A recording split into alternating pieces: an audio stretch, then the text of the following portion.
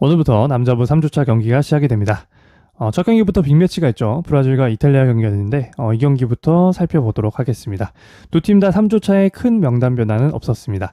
브라질은 욘디 레알의 합류를 조금 기다렸을 것 같은데 합류를 하지 못했고요. 이탈리아는 2주차에 이미 작년 세계선수권 우승 멤버들이 합류를 했었는데요. 그대로 3주차에도 유지가 됩니다. 두 팀의 맞대결을 생각해 봤을 때는 만약에 두 팀 다 100% 컨디션이다 라고 한다면 저는 이탈리아 승에 조금 더 무게를 두는 편인데요. 이탈리아의 2주차 경기들을 좀 살펴보면은 한 수 아래인 이란, 중국, 세르비아는 모두 3대 0으로 가볍게 제압을 했습니다만 폴란드에게는 1대 3으로 패배를 했습니다. 폴란드가 굉장히 힘이 좋고 그리고 높이가 있는 팀인데 제가 생각했을 땐 브라질과 그래도 팀 칼라가 어느 정도 유사하다고 판단을 하거든요. 근데 뭐 단 한 경기로 판단할 수는 없지만 이탈리아가 아직까지는 이제 파워 부분에서는 100%좀 올라오지 못한 상태인 것 같다. 이렇게 판단을 했습니다. 그래서 이 경기는 이탈리아가 100% 컨디션이 아니기 때문에 브라질 승 쪽에 조금 더 무게를 두고 있고요. 이번 대회에 이제 가장 컨디션이 좋은, 경기력이 좋은 팀들을 꼽자고 한다면 이제 당연히 이제 실력 대비해서는 이제 일본이 최고로 잘하고 있다고 보고 있고요. 그 다음에는 저는 이제 브라질의 컨디션이 괜찮다고 보고 있습니다. 브라질이 이제 쌍포가 이제 알란이 54% 성공률 정도 나와주고 있고 루카렐리도 지금 51%두 공격수 모두 굉장히 컨디션이 좋은 상태고요. 그리고 속공 연결 부분도 봐도 굉장히 매끄럽게 잘 연결이 되고 있기 때문에 공격적인 측면에서는 브라질이 굉장히 잘 돌아가고 있다 이렇게 판단을 하고 있습니다. 그래서 이 경기는 브라질 승 쪽에 조금 더 무게를 두고 있어서 브라질 승으로 배팅을 한번 해보도록 할 거고요. 두 번째 경기는 이제 일본과 중국 경기가 있습니다. 결론부터 말씀을 드리면은 이 경기는 이제 패스를 하도록 할 겁니다. 두 팀 모두 명단에 큰 변화는 없었고요. 뭐 딱 보면 이제 일본의 3대 0 승리가 점쳐지는 경기긴 하지만 중국이 이 아시아권 국가들을 상대로는 은근히 굉장히 잘합니다. 강하고요. 물론 이제 이번 대회를 계기로 일본이 이제 한 단계 더 성장한 그런 팀이 되었지만 역시나 중국의 변수가 저는 있다고 생각을 합니다. 그리고 뭔가 배당도 굉장히 좀 물기 좋게 괜찮은 배당이 나왔어요. 그렇기 때문에 저는 좀 껄끄럽기 때문에 다른 경기들도 있고요. 이 경기는 패스를 하도록 하겠습니다. 뭐 굳이 따지자면 당연히 확률은 일본 3대 0 승 쪽이 그래도 조금 더 높다고 볼 수가 있을 것 같습니다.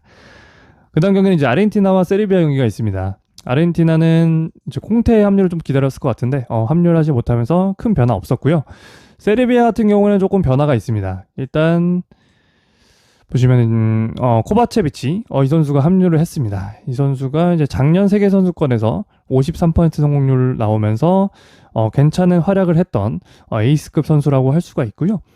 이 선수뿐만 아니라 이제 미들 블로커 포드라스카닌 이 선수도 합류를 했습니다. 이 선수는 작년에 이제 남자 배구는 이제 이탈리아 리그가 굉장히 최고 리그로 평가를 받는데 이탈리아 리그에서 우승팀에 소속된 선수였고요. 블로킹 전체 2위를 기록한 선수입니다. 그 정도로 굉장히 영향력이 있는 선수 두 선수가 합류했다고 보시면 될 것 같아요. 그래서 세르비아는 지난 주차까지는 사실 한 50%에서 60% 정도 전력이라고 봤을 때 이번 3주차에는 그래도 한 80% 전력 이상까지는 올라온 것 같습니다. 아직도 100%라고 할 수는 없지만 충분히 이제 강팀들을 괴롭힐 수 있는 그런 선수들이 합류를 했습니다.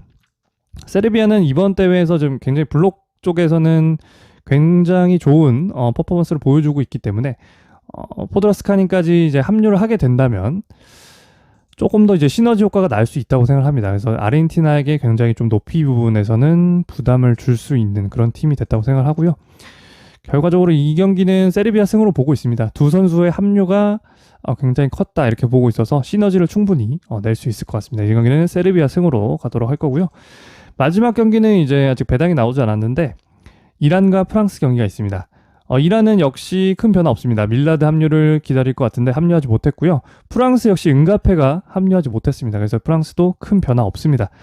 프랑스는 지금 순위가 조금 많이 분발을 해야 되는 지금 12위에 위치를 하고 있기 때문에 어쨌든 8위까지 올라가려면은 굉장히 바쁜 일정입니다. 근데 은가페가 합류를 하지 못했기 때문에 프랑스가 의외로 조금 고전을 할 수도 있을 것 같아요. 그래서 이 경기는 지금 세외 배당을 좀 참고해 보면은 2.5세트 핸디가 나올 것 같은데 이란의 이제 세트 프렌 2.5세트 프렌 쪽으로 가는 게 조금 더 낫다고 생각을 하고 있습니다. 그래서 오늘은 일단 세르비아와 브라질 승 쪽으로 뭐 묶어서 가보도록 할 거고요. 그리고 이제 나머지 경기는 이란 프렌 쪽으로 내일 아침 경기는 그렇게 보고 있습니다. 오늘도 잘 골라서 건승하시길 바라겠고요. 감사합니다.